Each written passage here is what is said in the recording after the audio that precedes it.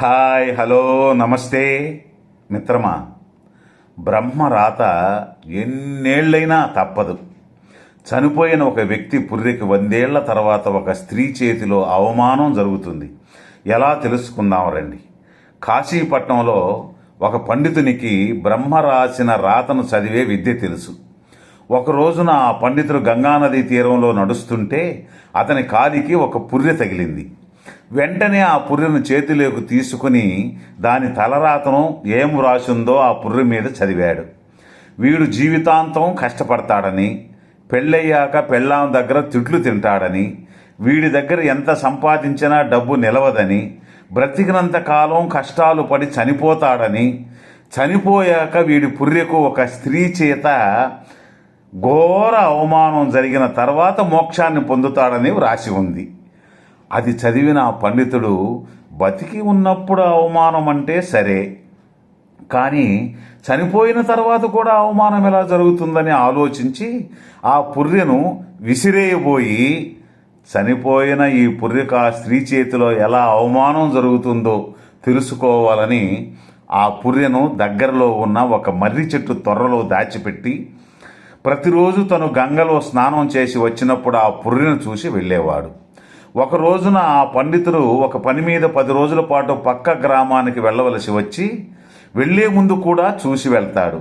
10 రోజుల తర్వాత పని ముగించుకుని తిరిగి ఆ మర్రి చెట్టు త్వరలో చూస్తే ఆ పుర్రె కనిపించదు. ఏమైందని ఆ మర్రి చెట్టు కింద ఆలోచిస్తూ కూర్చుంటాడు. ఇంతలో అతని భార్య అక్కడికి వచ్చి చాలా కోపంగా మాట్లాడుతూ, మీరు ఆలోచిస్తున్న ఆ పుర్రె ఎవరిదో నాకు తెలుసులే, అంత ఆలోచించాల్సిన అవసరం లేదు. ఇన్నాళ్ల నుంచి నాకు తెలియకుండా మీరు చేస్తున్న పని నాకు తెలిసిపోయిందని అతనితో గొడవ పడుతుంది. వెంటనే ఆ పండితుడు, ఏం జరిగింది, ఆ పుర్రె ఎవరిదో నీకు తెలిసిందా అని అడుగుతాడు.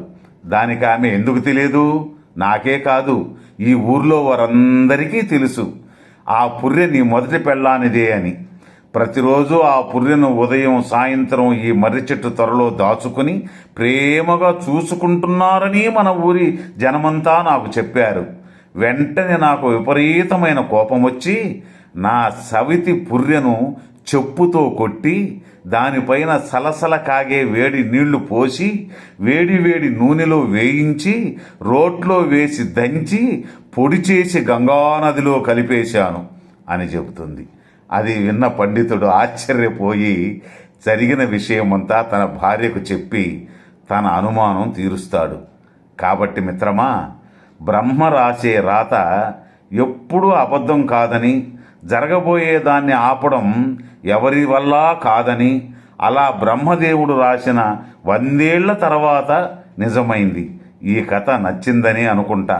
నచ్చితే ఒక లైక్ అండ్ షేర్ చేసి, ఇంతవరకు సబ్స్క్రైబ్ చేసుకోని వాళ్ళు దయచేసి సబ్స్క్రైబ్ చేసుకోండి. మళ్ళీ ఒక మంచి వీడియోతో రేపు కలుసుకుందాం. ధన్యవాదాలు. జై హింద్. ఓం నమః శివాయ.